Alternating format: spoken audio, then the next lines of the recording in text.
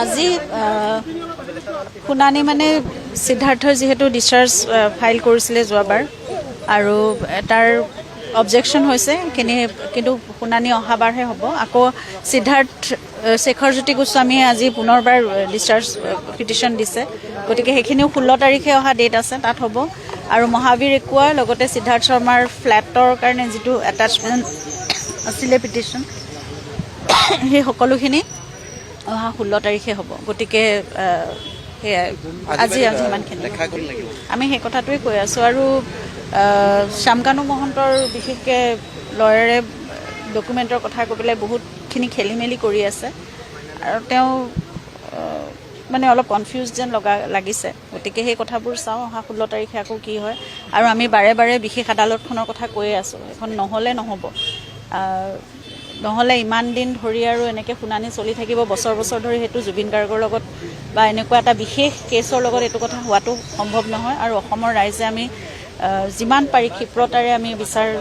মানে শুনানি ৰায়দানটো বিচাৰিছোঁ এটা শেষ আমি উত্তৰ পাব লাগে সেইটোৱে কথা আৰু দোষী মানে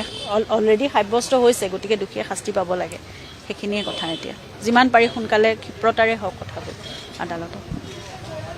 ভাগৰুৱা মানে আৰু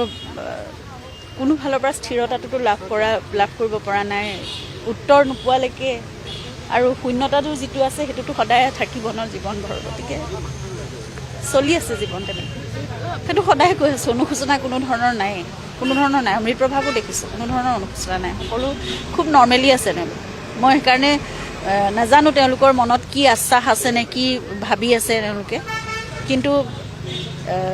কটকটীয়া বিচাৰ হ'বই লাগিব আৰু ন্যায় প্ৰতিষ্ঠা খুব ভালদৰে হ'ব লাগিব শাস্তি পাবই লাগিব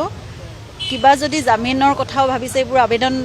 নিবেদনটো চলিয়ে আছে গতিকে কোনো দিনে সেই দোষীকেইটাই মানে জামিনটো পাবই নালাগে একদম চিধা বিচাৰ হ'ব লাগে আৰু শাস্তি পাব লাগে একদম কঠোৰতকৈ কঠোৰতম সেইখিনি মই সদায় কৈ আহিছোঁ মই সদায় সেই কথাটো আমি সকলোৱে বিচাৰিছোঁ অকল আমাৰ পৰিয়াল বুলি নহয় মই ভাবোঁ আপোনালোকে দিয়ক আপোনালোক সকলোৱে বিচাৰিছে অসমৰ ৰাইজে বিচাৰিছে খুব ক্ষিপ্ৰতাৰে এই বিচাৰ কাৰ্য সম্পন্ন হওক আৰু একদম কটকটীয়াকৈ হওক দেখিছিলোঁ নাই একো উত্তৰ অহা নাই এতিয়ালৈকে